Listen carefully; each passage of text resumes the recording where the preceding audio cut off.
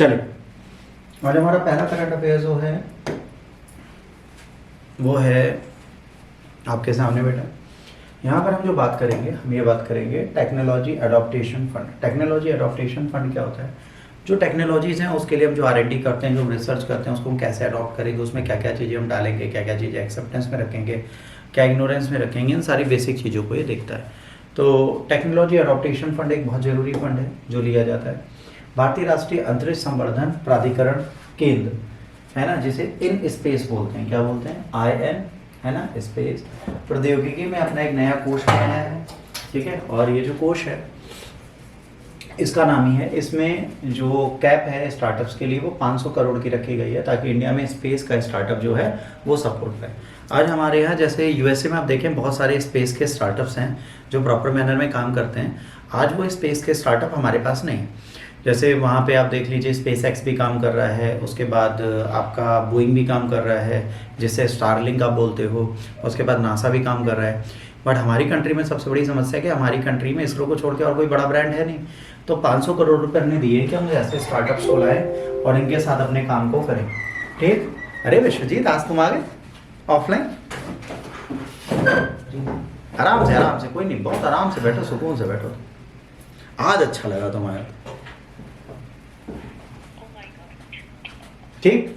ये 10 fund aims to accelerate develop the indigenous space technology. भी क्या करेगा? भारत में स्वदेशी अंतरिक्ष प्रौद्योगिकी को चेंज करेगा। जैसे मान लीजिए आंचल और विश्वजीत और हमने तीनों ने मिलकर एक नया सा वो बनाया, क्या, स्पेस टेक्नोलॉजी के लिए एक कंपनी खोली और उसका नाम हमने क्या रखा? VAS, वास, ठीक। विश्वजीत, आंचल और सात्विक, वास रख दिया। अब वास का पहला एयरक्राफ्ट जा रहा है चंद्रमा की तरफ। अब विश्वजीत ने कहा सर इसमें डीजल नहीं डालना, पेट्रोल डालना। हमने डीजल डाल दिया, आधे रास्ते पे गया, उड़ गया। फिर अगली बार आचार्य ने कहा इसमें इस बार गैसोलीन डालते हैं, तो इन्होंने गैसोलीन डाला, तो उससे वो चल गया।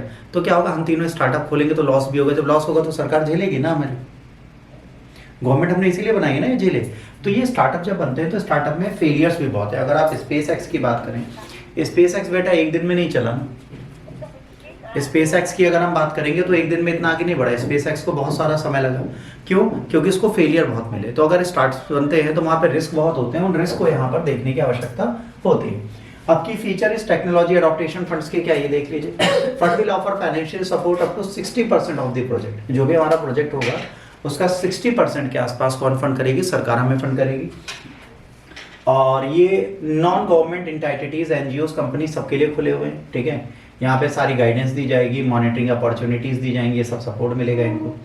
अब यहाँ पे इनोवेटर्स जो होते हैं उनके साथ सबसे बड़ी प्रॉब्लम क्या आती है? जब हम अर्ली बेड पे होते हैं, मतलब जब अर्ली हम फेज में काम कर रहे होते हैं, हम सोचते हैं कि हम अपना डेवलपमेंट कर लें। उस समय पर हम अपना डेवलपमेंट इसलिए नहीं कर पाते क्योंकि अर्ली फेज पे हमें फंड नहीं मिलता।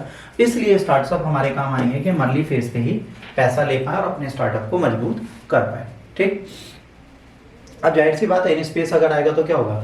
हमारा जो इंटेलेक्चुअल रिसोर्स है, मतलब जो बुद्धिमान व्यक्ति हैं जो रिसर्च कर सकते हैं, R&D कर सकते हैं, वो प्रॉपर मैनर में रिसर्च और R&D करेंगे और अपने आप को बेहतर बनाएंगे।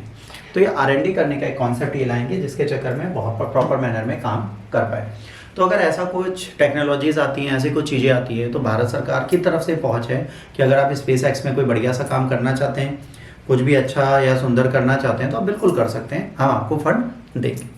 तो ये था हमारा पहला